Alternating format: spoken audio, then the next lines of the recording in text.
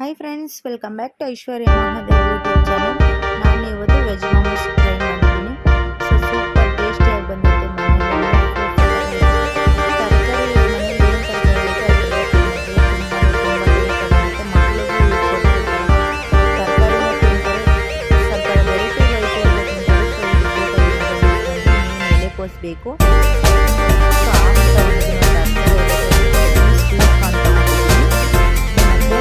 So ಈರುಳ್ಳಿ ತೊಗೊಂಡಿದ್ದೀನಿ, carrot ತೊಗೊಂಡಿದ್ದೀನಿ, ಕ್ಯಾಪ್ಸಿಕಮ್ ತೊಗೊಂಡಿದ್ದೀನಿ.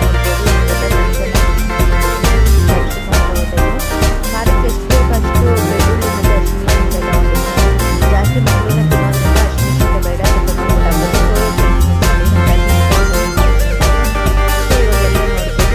ಎಲ್ಲನೂ ಸಣ್ಣ ಸಣ್ಣ ಚಾಪರಾಗಿ ಚಾಪ್ ಮಾಡ್ಕೋಬೇಕು.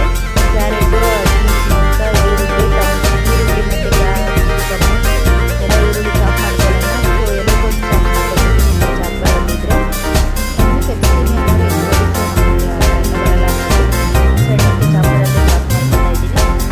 ಮಾಡ್ತಾ ಇದ್ದೀನಿ. ಚಾಪ್ ಆಗುತ್ತೆ ಅಂತ ಎಲೆಕೋಸಾಗಿದೆ. ಸೊ ಇವಾಗ ಮತ್ತೆ ಹಸಿಮೆಣಸಿನಕಾಯಿ, ಕ್ಯಾಪ್ಸಿಕಮ್ ಎಲ್ಲ ಅದೇ ಥರ ಸಣ್ಣ ಸಣ್ಣ ಹೆಚ್ಚಿಟ್ಕೊಳ್ಳೋಣ. ಇವಾಗ ಈರುಳ್ಳಿ ಮತ್ತು ಹಾಕಿದ್ದೀನಿ. ಸ್ವೀಟ್ ಕಾರ್ನು ಆನಿಯನ್ ಚಾಪ್ ಮಾಡ್ಕೊಂಡಿದ್ದಾಯಿತು. ಇವಾಗ ಕ್ಯಾಪ್ಸಿಕಮ್ ಹಾಕೋಣ ಬನ್ನಿ. ಕ್ಯಾಪ್ಸಿಕಮ್ಮು, ಹಸಿಮೆಣಸಿನ್ಕಾಯಿ, ಬೆಳ್ಳುಳ್ಳಿ ಹಾಕೋಣ. ಇದ್ರ ಜೊತೆಗೆ ಹಾಕೊಳ್ಳೋಣ. ಸೊ ಇದನ್ನು ಅಷ್ಟೇ ಸಣ್ಣ ಸಣ್ಣಗೆ ಚಾಪ್ ಮಾಡ್ಕೊಳ್ಳೋಣ. ಬೆಳ್ಳುಳ್ಳಿನೂ ಇದಕ್ಕೆ ಹಾಕ್ತಾಯಿದ್ದೀನಿ. ಹಾಕ್ಬಿಟ್ಟು ನೀಟಾಗಿ ಚಾಪ್ ಮಾಡ್ಕೊಳ್ಳೋಣ ಬನ್ನಿ. ಸೊ ಒಂದು ಅರ್ಧ ಬೆಳ್ಳುಳ್ಳಿ ತೊಗೊಂಡಿದ್ದೀನಿ. ಒಂದು 4-5 ಖಾರಕ್ಕೆ ಎಷ್ಟು ಬೇಕಷ್ಟು ಹಸಿಮೆಣಸಿನ್ಕಾಯಿ ತೊಗೊಂಡಿದ್ದೀನಿ. ಒಂದೇ ಒಂದು ಕ್ಯಾಪ್ಸಿಕಮ್ ತೊಗೊಂಡಿದ್ದೀನಿ. ಇವಾಗ ನೀಟಾಗಿ ಚಾಪ್ ಮಾಡ್ಕೊಳ್ಳೋಣ. ಇದಕ್ಕೇನೆ ಸೋಯಾ ಚಂಕ್ಸನ್ನು ಹಾಕ್ತಾಯಿದ್ದೀನಿ. ನೋಡ್ಬೋದು ಎಷ್ಟು ನೀಟಾಗಿ ಫೈನಾಗಿ ಚಾಪ್ ಆಗೈತೆ ಅಂತ. ಸೊ ಇದಾಗಿದೆ. ಇವಾಗ ಕ್ಯಾರೆಟ್ ಹಾಕೊಳ್ಳೋಣ. ಕ್ಯಾರೆಟನ್ನು ನೀಟಾಗೆ ಸಣ್ಣಗೆ ಚಾಪ್ ಮಾಡ್ಕೊಳ್ಳೋಣ. ಕ್ಯಾರೆಟನ್ನು ಅದರಲ್ಲೇ ಆಗುತ್ತೆ. ನೋಡ್ಬೋದು ಎಷ್ಟು ಸಣ್ಣಗೆ ಚಾಪ್ ಆಗಿದೆ ಅಂತೆ. ಸೊ ಇವೆಲ್ಲ ಸೇರಿಸಿ ಒಂದು ಬಟ್ಲಿಗೆ ಸರ್ವ್ ಮಾಡ್ಕೊಳ್ಳೋಣ ಬನ್ನಿ. ಸರ್ವ್ ಮಾಡ್ಕೊಂಡಿದ್ದಾದಮೇಲೆ ಎಲೆಕೋಸು ಎಲ್ಲ ನೀರು ಹಿಂಡಬೇಕು. ಸೊ ನೋಡ್ಬೋದು ಇವಾಗ ಎಲ್ಲ ಹಾಕೋತಾ ಇದ್ದೀನಿ. ಅದರಲ್ಲೇ ಮಿಕ್ಸ್ ಮಾಡಿ ನೀಟಾಗೆ ಸ್ವಲ್ಪ ಎಲ್ಲ ಕೈಲೇ ಮಿಕ್ಸ್ ಮಾಡ್ಕೊಳ್ಳೋಣ. ಈ ಸ್ಪೂನಲ್ಲೆಲ್ಲ ಸರಿ ಹೋಗಲ್ಲ, ಸೊ ಕೈಲೇ ಸರಿ. ಸೊ ನೋಡ್ಬೋದು ಇದೆಲ್ಲ ನೀರಿನ ಅಂಶ ಬಿಟ್ಕೊಳ್ಳುತ್ತೆ. ಎಲೆಕೋಸಾಗಲಿ ಈರುಳ್ಳಿ ಆಗಲಿ ಸೊ ನೀರಿನ ಅಂಶ ಬಿಡುತ್ತೆ. ಸೊ ಒಂದು 5 ನಿಮಿಷ ಇದಿಟ್ಟು ಚೆನ್ನಾಗಿ ನೀರು ಬಿಟ್ಟಿದ್ದಾದಮೇಲೆ ಒಂದು ಬಟ್ಟೆಗೆ ಸರ್ವ್ ಮಾಡ್ಕೊಂಡೆ ಮಾಡ್ಬೋದು. ಇದಕ್ಕೆ ಈಗ ಮೈದಾ ಹಸಿಟ್ಟು ಕಲಿಸ್ಕೊತಾ ಇದ್ದೀನಿ. ಏನು ಮೋಮೋಸ್ಗೆ ಬೇಕು ಅದಕ್ಕೆ. ಸೊ ಮೈದಾ ಹಸಿಟ್ಟು ತೊಗೊಂಡಿದ್ದೀನಿ. ರುಚಿಗೆ ತಕ್ಕಷ್ಟು ಉಪ್ಪು ಹಾಕ್ತಾಯಿದ್ದೀನಿ. ಎಷ್ಟು ನೀರು ಬೇಕಷ್ಟು ನೀರು ಹಾಕ್ಕೊಂಡು ಕಲಿಸ್ಕೊಳ್ಳೋಣ. ಚಪಾತಿ ಹಿಟ್ಟು ಅದಕ್ಕೆ ಬಂದರೆ ಸಾಕು, ಜಾಸ್ತಿ ಏನು ಬೇಡ. ಸೊ ಆಯಿಲೆಲ್ಲ ಹಾಕಿ ಮೈದಾ ಹಿಟ್ಟಲ್ಲೂ ಮಾಡ್ಬೋದು, ಗೋಧಿ ಹಿಟ್ಟಲ್ಲೂ ಮಾಡ್ಬೋದು. ಸೊ ಏನು ವ್ಯತ್ಯಾಸ ಇಲ್ಲ. ಸೊ ನಾನು ಮೈದಾ ಅದರಲ್ಲೇ ಮಾಡ್ತಾಯಿದ್ದೀನಿ. ಸೊ ಎಷ್ಟು ನೀರು ಬೇಕಷ್ಟು ನೀರು ಹಾಕ್ಕೊಂಡು ಕಲಿಸ್ಕೊಂಡು ಒಂದು 10 ನಿಮಿಷ ಬನ್ನಿ ಬಿಡಬೇಕು. ಬನ್ನಿ ಬಂದಾದಮೇಲೆ ಸ್ಟ್ರೀಮರಲ್ಲಿ ಹಾಕಿ ಸ್ಟ್ರೀಮರಲ್ಲೂ ಬೇಯಿಸ್ಕೊಬೋದು. ಇಲ್ಲ ಅಂತ ಅಂದರೆ ಸ್ಟ್ರೀಮರ್ ಬೇಯಿಸಿ ಮತ್ತು ಆಯಿಲಲ್ಲೂ ಡೀಪ್ ಫ್ರೈ ಮಾಡ್ಕೊಬೋದು. ಎರಡೂ ತುಂಬ ಟೇಸ್ಟ್ ಚೆನ್ನಾಗಿರುತ್ತೆ. ಸೊ ನನಗೆ ಆಯಿಲ್ದಂದರೆ ತುಂಬ ಇಷ್ಟ. ನಾನು ಎರಡೂ ಥರನೂ ಟ್ರೈ ಮಾಡಿದ್ದೀನಿ. ನೀವು ಕೂಡ ಯಾವ ಥರ ಬೇಕೋ ಆ ಥರ ಟ್ರೈ ಮಾಡಿ. ತುಂಬ ಅಂದರೆ ತುಂಬ ಟೇಸ್ಟ್ ಇರುತ್ತೆ. ಈ ಕಡೆ ಮಕ್ಕಳು ತರಕಾರಿನೂ ತಿಂದಂಗೆ ಆಗುತ್ತೆ. ಮತ್ತು ಈ ಥರ ಸ್ವಲ್ಪ ಏನಾರ ಚೇಂಜಾಗಿ ಡಿಫ್ರೆಂಟಾಗಿ ಮಾಡಿಕೊಟ್ರೆ ಏನಿದು ಅಂದ್ಬಿಟ್ಟು ಟೇಸ್ಟನ್ನು ಚೆನ್ನಾಗಿ ಮಾಡ್ತಾರೆ. ನೋಡ್ಬೋದು ಒಂದು 10 ನಿಮಿಷ ಬನ್ನಿ ಬಿಡೋಣ. ಸೊ ಇವಾಗ ಒಗ್ಗರಣೆ ಮಾಡ್ಕೊಳ್ಳೋಣ ಬನ್ನಿ. ಸೊ ಇದಕ್ಕೆ ಮೋಮೋಸ್ಗೆ ಕೆಂಪು ಖಾರ ಬೇಕು. ಸೊ ಅದನ್ನು ಸಹ ನಾನು ಮನೆಯಲ್ಲೇ ಮಾಡ್ಕೊತಾ ಇದ್ದೀನಿ. ಹೊರಗಡೆ ಎಲ್ಲ ಏನು ತರ್ತಾಯಿಲ್ಲ. ಟೊಮೊಟೊ ಸಾಸ್ ಆ ಥರ ಎಲ್ಲ ಚೆನ್ನಾಗಿಲ್ಲ. ಸೊ ಮನೆಯಲ್ಲೇ ಹಾಕ್ತಾಯಿದ್ದೀನಿ. ಸೊ ಇವಾಗ ಟೊಮೊಟೊ ತೊಗೊಂಡಿದ್ದೀನಿ. ಒಂದು 4 ಟೊಮೊಟೊ, ಬ್ಯಾಡಗೆ ಮೆಣಸಿನ್ಕಾಯಿ, ಬೆಳ್ಳುಳ್ಳಿ ಇವಿಷ್ಟೂ ಆಯಿಲ್ ಕಾಯಕ್ಕಿಟ್ಟು ಆಯಿಲಲ್ಲೇ ಫ್ರೈ ಮಾಡ್ಕೊತಾ ಇದ್ದೀನಿ. ಒಂದು 10 ನಿಮಿಷ ಬೇಯಕ್ಕೆ ಇಟ್ಟರೆ ಸಾಕು, ತುಂಬ ಚೆನ್ನಾಗಿ ಬೆಂದಿರುತ್ತೆ. ಸೊ ಇದಕ್ಕೆ ತುಂಬ ಅಂದರೆ ತುಂಬ ಟೇಸ್ಟ್ ಇರುತ್ತೆ. ಮೋಮೋಸ್ಗೆ ನಾವೇನು ಚಟ್ನಿ ಟೇಸ್ಟ್ ಮಾಡಿದ್ವಿ ಹೊರಗಡೆ, ಸೇಮ್ ಅದೇ ಟೇಸ್ಟೇ ಬರುತ್ತೆ. ಸೊ ಅವರು ಕೂಡ ಇದೇ ಮಾಡೋದು, ಇದೇ ರೀತಿಲೇ ಮಾಡೋದ್ರಿಂದ ತುಂಬ ಪರ್ಫೆಕ್ಟಾಗಿ ಚೆನ್ನಾಗಿ ಬಂದಿದೆ. ತುಂಬ ಚೆನ್ನಾಗಿ ಬರುತ್ತೆ. ಸೊ ಮಕ್ಳಿಗೆ ಈ ಥರ ದಿನ ಒಂದೊಂದು ಥರ ವೆರೈಟಿಯಾಗಿ ಮಾಡಿಕೊಟ್ರೆ ತುಂಬ ಚೆನ್ನಾಗಿ ಟೇಸ್ಟು ಮಾಡ್ತಾರೆ. ಸೊ ಹೊರ್ಗಡೆದ್ಕಿಂತ ಸೊ ಮನೇಲಿ ಸ್ವಲ್ಪ ಬೆಸ್ಟ್ ಅನಿಸುತ್ತೆ. ಸೊ ಹೊರ್ಗಡೆಗೆ ಹೋಲಿಸಿದ್ರೆ ತುಂಬ ಅಂದರೆ ತುಂಬ ಹೊರ್ಗಡೆಗಿಂತನೂ ತುಂಬ ಟೇಸ್ಟು ಚೆನ್ನಾಗಿ ಬಂದಿತ್ತು ಮನೆಯಲ್ಲಿ. ಸೊ ನೋಡ್ಬೋದು ಇದೆಲ್ಲ ಒಂದು 10 ನಿಮಿಷ ಬೇಯಕ್ಕೆ ಬಿಡೋಣ. ಅಲ್ಲೇ ಆಯಿಲಲ್ಲೇ ಫ್ರೈ ಆಗಬೇಕು. ನೀಟಾಗೆ ಬೆಂದು ಅದು ಸಿಪ್ಪೆ ಎಲ್ಲ ತೆಕ್ಕೋಬೇಕು ಟೊಮೊಟೊದು. ಅದು ನೋಡಿದ್ರೆ ಟಚ್ ಮಾಡಿದ್ರೆ ಅದು ಸಿಪ್ಪೆ ಬಿಡಬೇಕು. ಆ ಥರ ಆಯಿಲಲ್ಲೇ ಟೊಮೊಟೊ ಬೆಂದಿರಬೇಕು. ಇವಾಗ ಆಗಿದೆ. ಇವಾಗ ಮಿಕ್ಸಿಲಿ ರುಬ್ಕೊಳ್ಳೋಣ. ಸ್ವಲ್ಪ ನೋಡಿ ಬಿಸಿ ಬರ್ತಾಯಿದೆ, ಅದೇ ಸ್ವಲ್ಪ ನೀರು ಹಾಕಿ ಬೇಯಿಸ್ಕೊಂಡೆ.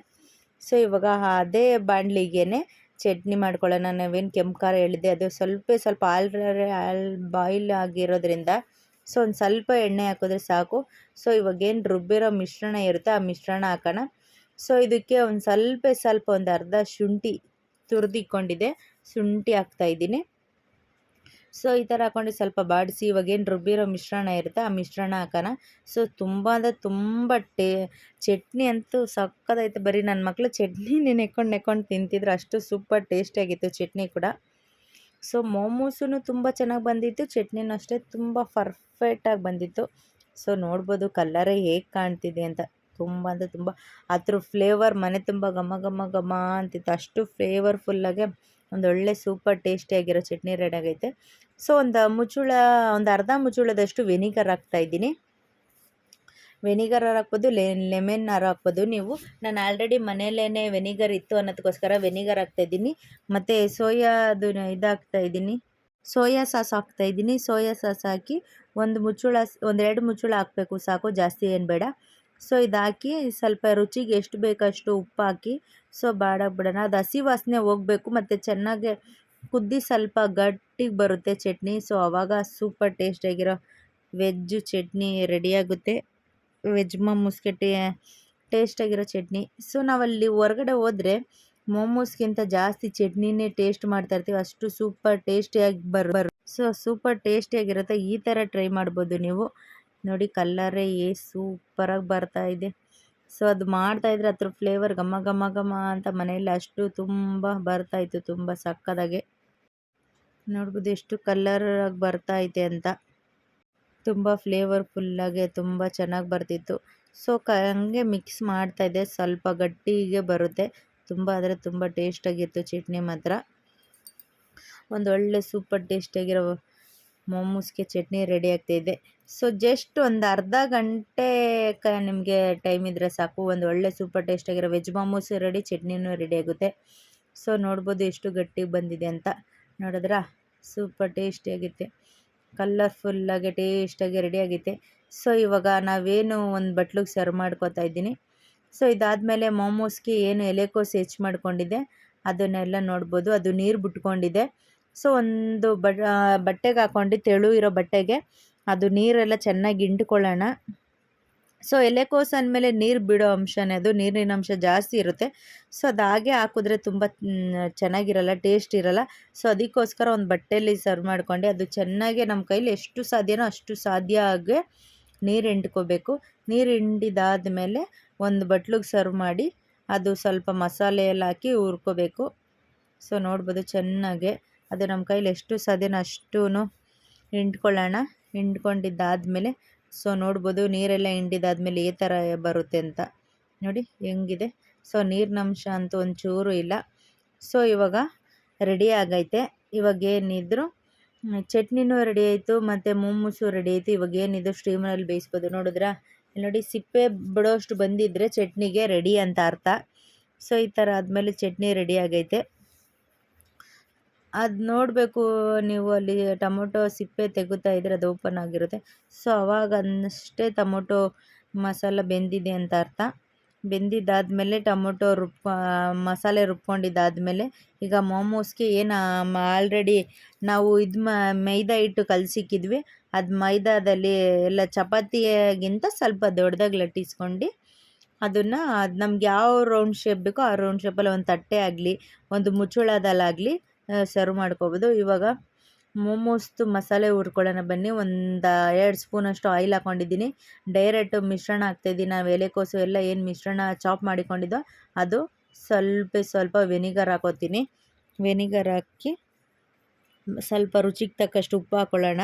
ಆಲ್ರೆಡಿ ಮತ್ತೆ ಉಪ್ಪು ಹಾಕೋದು ಬೇಡ. ಸೊ ಎಲೆಕೋಸೆಲ್ಲ ಉಪ್ಪಿನಂಶ ಇರೋದ್ರಿಂದ ಮೊದಲೇ ಉಪ್ಪು ಹಾಕ್ಕೊಳ್ಳೋಣ ಸ್ವಲ್ಪ ನೋಡ್ಕೊಂಡು.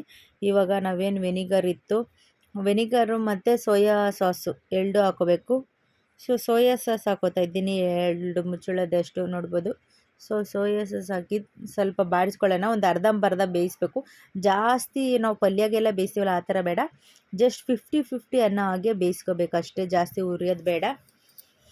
ಸೊ ನೋಡ್ಬೋದು ತರಕಾರಿ ಎಲ್ಲ ತಿನ್ನಲ್ಲ ಅನ್ನೋರು ಈಗ ಪ್ರತಿಯೊಂದು ಪದಾರ್ಥನೂ ಎಲ್ಲ ಹಾಯ್ದಿಕ್ತಾರೆ. ನಾವು ಮಕ್ಳಿಗೆ ಎಕ್ಸ್ಪೆರಿಮೆಂಟ್ ಆಗಿದೆ.